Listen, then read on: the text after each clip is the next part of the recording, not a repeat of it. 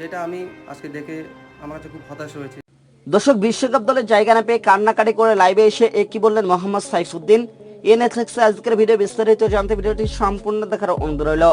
দর্শক, আসন্ন বিশ্বকাপকে সামনে রেখে 15 সদস্যের দল ঘোষণা করেছে বাংলাদেশ ক্রিকেট বোর্ড বিসিবি, যেখানে টানা 2 সিরিজে ব্যর্থ ছিলেন ওপেনার লিটন কুমার দাস। তবুও ওপেনার হিসেবে আসন্ন টি-20 বিশ্বকাপে দলের জায়গা পেয়েছেন তিনি। এদিকে দলের ক্যাপ্টেন হয়েছেন ওয়ান ডাউনে স্টাইলে ব্যাট করা অফ ফর্মে থাকা নাজমুল হোসেন শান্ত। তবে সবাইকে অবাক করে দিয়ে অলরাউন্ডার সাইফুদ্দিনকে দলের অধীনে রাখেনি বিসিবি। দর্শক, তার জায়গায় বিশ্বকাপ দলের জায়গা পেয়েছেন তানজিম হাসান সাকিব। এবারের জিম্বাবুয়ে সিরিজকে ধরা হয়েছিল বিশ্বকাপ দলের জায়গা পাকাপোক্ত করার। দর্শক, জিম্বাবুয়ে সিরিজের 3টি ম্যাচে দুর্দান্ত বোলিং করেছিলেন মোহাম্মদ সাইফুদ্দিন।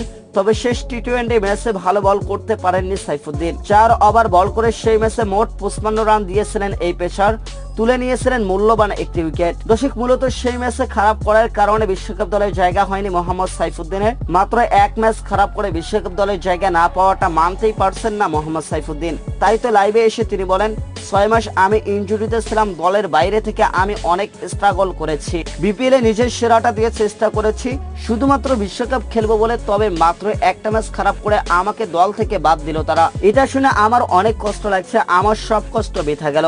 তবে সব থেকে বেশি কষ্ট লাগলো আমি একমাত্র ক্রিকেটার যাকে খারাপ খেলার কারণে দল থেকে বাদ দিয়েছে বিসিবি। আমার মতো দলে অনেক ক্রিকেটার রয়েছে, তারা ফর্মে নেই, তারা পারফর্ম করতে পারেনি, তবু তারা জায়গা পেল। অথচ আমার বেলায় কেন এমনটা হলো এটা আমি কোনোভাবেই মানতে পারছি না। এভাবে নিজের কষ্টগুলো লাইভে এসে বলেছেন মোহাম্মদ সাইফুদ্দিন। তো দর্শক, মোহাম্মদ সাইফুদ্দিনের এই মন্তব্যগুলো আপনি কোন দৃষ্টিতে দেখতেছেন অবশ্যই জানিয়ে দিন আমাদের ভিডিওর কমেন্ট বক্সে।